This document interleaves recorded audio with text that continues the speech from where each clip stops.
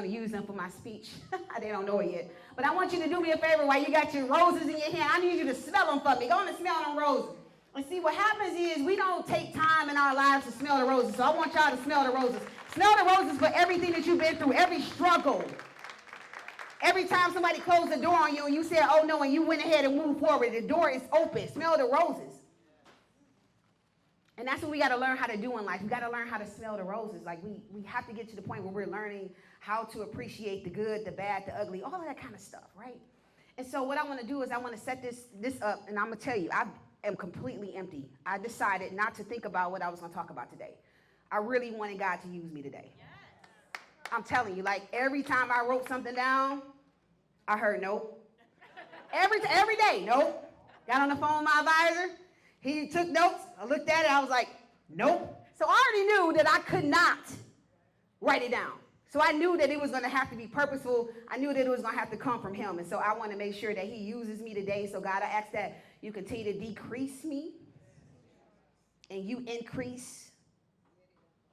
And I pray that whatever the message is today, that every woman in here knows that they need to keep going because your breakthrough is coming. So I want to empower you today. So my dad came up. Of course, he's a comedian, and he tells all his stories, right? He's amazing, and I just want to tell him that I love him so much, and I love you, Dad, because you're a hell of a man. And the reason why I say that is because my dad has always been present, in my life. There's never been a time where I didn't say I couldn't call on my dad or I couldn't count on my dad. Like, he was there for me, and I remember that, and I appreciate you for that. And not only was you there for me, but you was there for Mom. And when they say for better or for worse, he's a great example of for better or for worse. Because my mother had the ups, the downs, the ins, the outs, all of it. And he was right there, arm around her the same way he was with her since they was kids. He loved that woman. He loved that woman. And I love you. And that's why you blessed right now with that awesome woman that you got. I had a really tough time when I lost my mother. I had a very, very tough time when I lost my mom. And so she and I, we just had like a different kind of relationship. It was a relationship, I believe, that was really purposeful. So not only was she my mom, but I believe our relationship was interesting. And I'll tell you why. I remember being a kid, and I remember going in the kitchen. She was always washing the dishes, always washing dishes. So I go in, I'm like, Mom. She's like, you know what you want to be when you grow up? I said, I don't know. She said, well, what do you like to do? I said, I like to talk. She said, you do? I said, yeah. She said, well, paint a picture for me. What does it look like? I said, Mom, I can see myself with a suit on talking in front of thousands of people. And she said, well, go do that then. That's what I do for a living. And so I believe that she planted the seed. And when we have children, we have to learn how to plant seeds into our kids. And sometimes life happens and we go through adversity and we go through tough stuff, and sometimes we forget about the things that's very important to us. I want you to know that if you are a mother, your child is important. Your child is the priority. Your child is number one. That's the one that you take care of. That's the one that you plant the seeds in. That's the one that's going to take care of you when you get older. So it's real important to keep that in mind. So when I lost my mother, it was hard. Like I struggled with it because I felt exposed. It was like I was walking around without a shirt on. Okay? But I really felt like I was exposed. And I didn't have that covering until my spiritual mom came into my life that I love very much. I ran out of roses, but I got you. And so I had an event, and I did not want to do it because this would be the first event that I was going to have without my mom. And it was really, really tough. So I went to sleep. And I had a dream. And it was like this gym. Imagine, I'm trying to paint a picture here. It was this gym, and it was like all of these people dead, and they was laying on these cots. And we was in the gym, and the families could go up, and they could talk to their loved ones that was dead. So I run up. I'm like, Mom, I love you. I love you. And the reason why I said I love you is because she would call me every single day and tell me that she loved me. Every day. Sick, well, I love you. Every day I got that I love you call. But a couple days before, we had a slight altercation. I went over to the house and I asked for a vacuum cleaner because I just needed a vacuum. Dad, can I use the vacuum? Dad said, yeah. My mama said no. I said, I can't use the vacuum cleaner? She said, no, you have to learn how to do things on your own. So I got pissed off, and I said, you know what, that's why I'm like coming over here. I just asked for a vacuum cleaner, I'm leaving. And I was mad over a vacuum. She called me the next day to say, I'm sorry. I didn't answer the phone. So I struggled with me losing her because I felt guilty that I didn't pick the phone up to get that closure that I needed. So I struggled with that for years. So if you're dealing with something with somebody, answer the phone. It don't matter what it is. Like, y'all gonna get through it. Just answer the phone. Because you don't know if that's gonna be your last conversation with that person. You don't know what life gonna present you with. Answer the phone. So I answered the phone clearly, right? So she passed away, and I struggled with it. But let me go back to the dream. I run up to her, because I'm trying to apologize now. Ma, I love you, I love you, I love you. And she didn't get up. So I was disappointed. But 30 seconds later, she rose up. And she looked at me and she said, you know that scripture in the Bible that says, train up a child in the way that he should go? And I said, yeah. She said, you keep going. You keep going. And she laid back down and she died. And she ain't came back to me since. But let me tell you how powerful that was for me. That dream was an inheritance for me. See, I ain't need no money. I don't need that kind of stuff when people die. You know how people look for a financial inheritance. I don't need that. I needed the dream. The dream is what sustained my life. The dream is why I'm able to stand here and do what I do. The dream is why I'm able to be successful as a single mother. The dream is why I'm able to do the things that I do in my life. The dream is why when people knock me down, I can get back up. Because my dream was enough. The dream that she gave me was enough. It's enough. It's bigger than anything. And I don't know why I'm shifting here, because I told you that I'm empty and I'm asking God to use me. But the Bible says it's better to trust in the Lord than to be confident in man. So I'm not putting no confidence in man. You put your confidence in God. And when she told me to keep going, I knew then, I didn't know I was going to be a single parent and have to put my trust in God, because I can't put my trust in man. So some of y'all dealing with that, where you're trying to figure out how I'm about to do all of this by myself. But let me tell you something, you ain't never by yourself when you got God.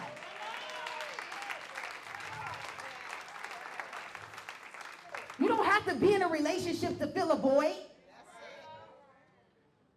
Being single ain't gonna kill you, and being married ain't gonna heal you.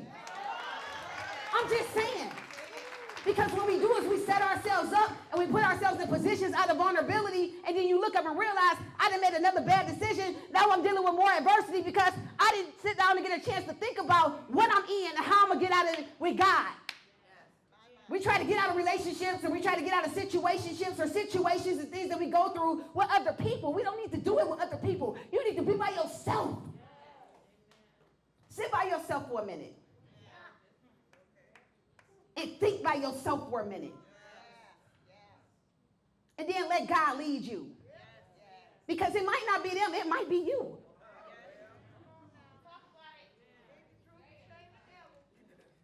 So we got to get to the point where we starting to be real with ourselves. Let me tell you something about this mirror and why it's so powerful to me. I couldn't look at myself in the mirror before. I had some tough stuff I went through in my life. All the vulnerability. Jumping in relationships and dealing with people and trusting people and not God, and not being discerning about people that's in my space. I couldn't look at her. I couldn't stand who she was. I almost faced 19 years in prison because of an ex-boyfriend. I'm trying to tell you, you got to sit by yourself. And you need to realize, like, look, what do I need to fix in me? And once you decide to fix whatever that thing is in you, you will attract the person that you deserve.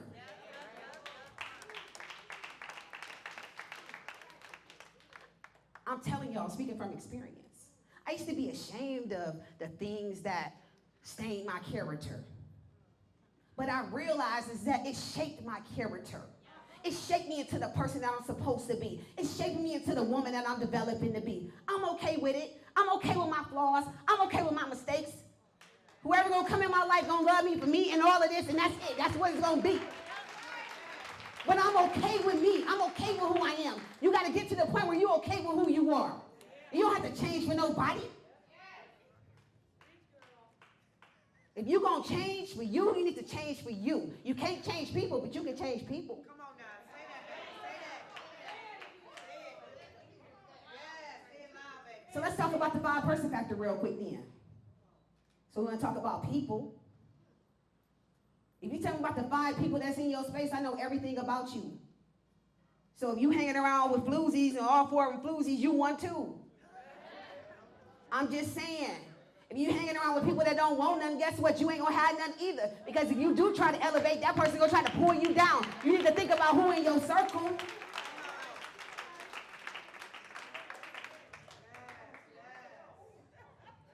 I'm just saying, right? I don't know who I'm talking to. You better not devalue yourself for that man. You better not put yourself down for him. You better not lower your expectations for that person.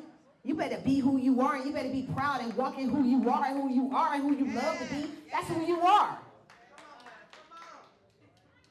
Y'all got to start. I'm telling y'all, look. Let me talk about time. I got time to talk about time.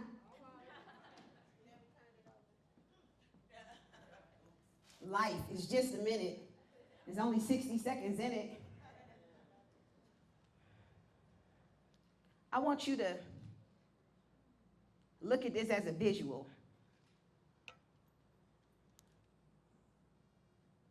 This is you at the top. And at the bottom is representing all the time that you wasted. So every time you think about an hourglass, I want you to think about the fact that this is my life. I don't know when my time gonna run out. But if I'm wasting time dealing with people and things and thinking about things that don't matter, I'm wasting time. And the time that I'm wasting, I could be focusing on my purpose. And so I'm definitely gonna tap into purposes. We gotta talk about purpose today. I was at the cemetery and I was thinking, I said, dang, this is the richest place in the world right here.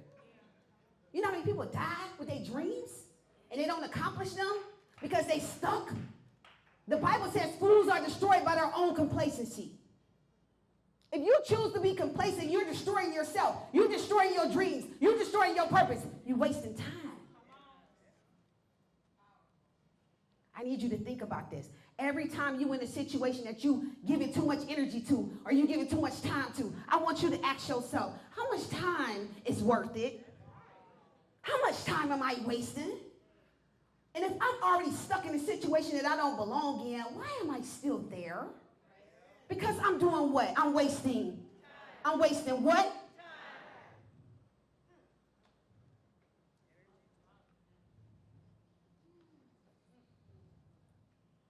What you say, God? Let me tell you about my mother real quick. My mother was a product of abuse. My mother been shot, she been stabbed, she been abused verbally, she was talked about bad.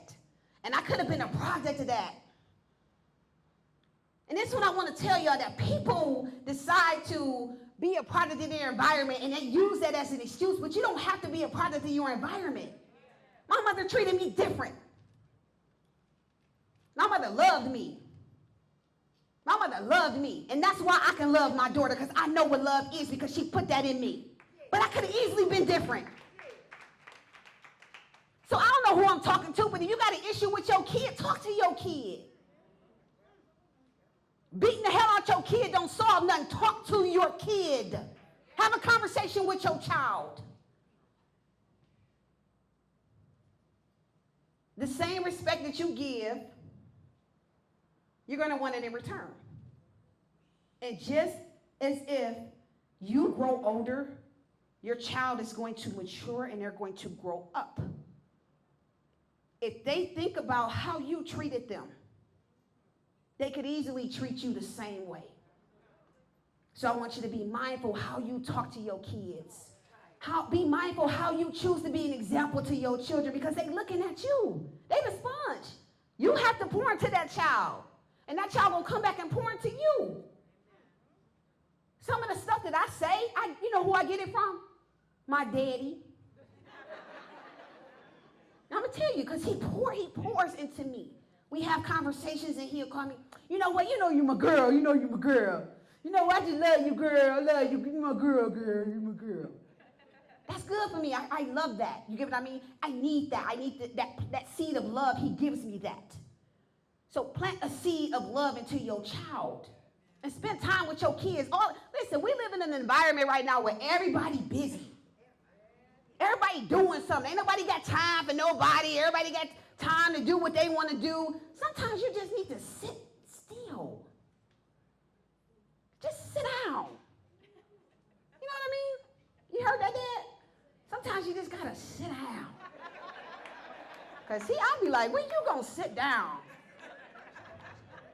Michael, when you going to sit down? Right? You know, you just like, y'all just be going. You know, and so you have to take time out for yourself. You have to take time out for people that you love. That's real important, y'all. I don't know what else I'm supposed to talk about. But I think I've said enough. But I hope that everything that, you got jokes. You're real funny today. Okay, all right. But I hope that you got something today. I really do.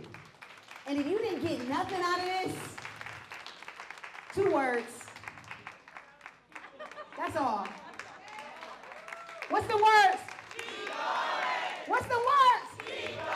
That's all I need y'all to get from this. And I'm going to do this every single year. I'm going to pour into as many people as I can because I believe that my mother left me a legacy. And this legacy is beyond, it's bigger than me. And I believe that it's a catalyst to change the world. So thank you, and God bless you. And I love you all.